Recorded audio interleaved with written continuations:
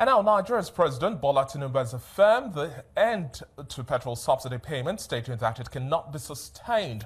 The subsidy removal message has struck a chord with marketers as queues have resurfaced as some filling stations are either hoarding or have stopped dispensing the product. Well, Oyeyemi Oke, partner at AO2 Law, joins me now virtually for more on this development.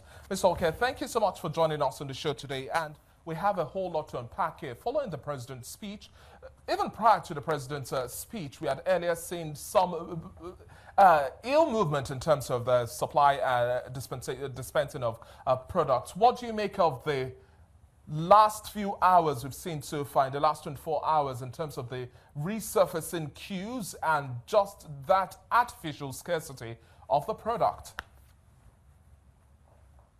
Thanks for having me, Aki. I think the cues which we see is as a result of the president's speech yesterday. But I think the curious thing is that if you look at what has happened critically, you would observe that during the president's speech, he made mention of the fact that there was no provision for petroleum subsidy. Therefore, it would go. So essentially, I see reports saying that the present administration has actually removed the petroleum subsidy. But effectively, it was actually removed from the last administration because based on publicly available information, budgetary provisions were not made for petroleum subsidy beyond June 2023. So how does this affect, or how has this translated to the situation which we have here by queues resurfacing and artificial scarcity being created? Obviously, the market has responded to this, what I would call, quote and unquote, official announcement of removal of petroleum subsidy by the government. And the response expectedly is a response of panic, a response of artificial scarcity. As you would see, NNPC Limited has come to tell us that there is enough supply for the Nigerian market. But it is not unexpected that we would have this type of reaction.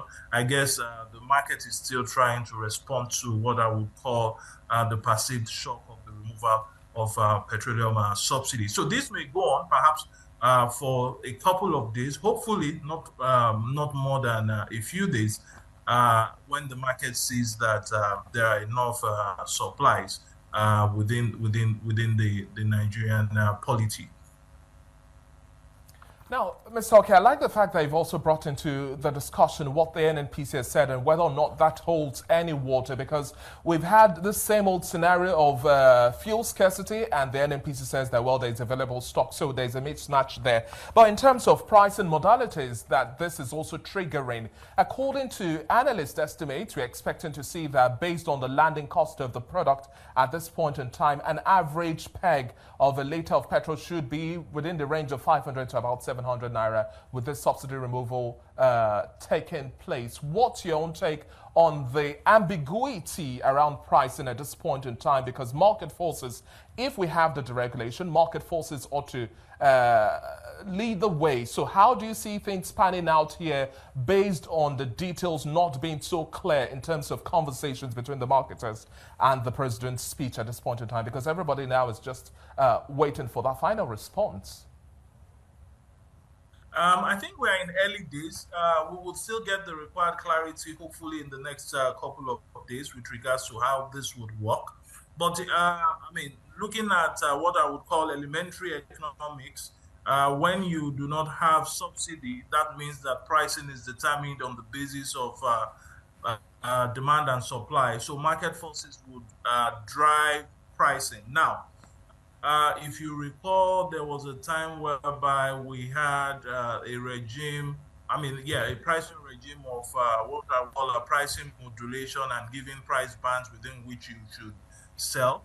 I'm not sure, or we are not sure as at now with regards to the type of pricing that will be applicable. But if it's supposed to be total deregulation and total removal of subsidy, then what we have with regards to the sale of AGU, which we call diesel, should be what should be applicable, whereby market forces will determine price, which means that Oyeyemi Limited or Oyeyemi Petroleum Limited may be selling AGO at X amount, while Aki Limited may be selling at Y amount. What will determine the pricing should be what we'll call maybe loading cost, transportation cost, and what have you, in terms of determination of what will be the pump price for the product. So if we are looking at total deregulation, we should see something similar to this.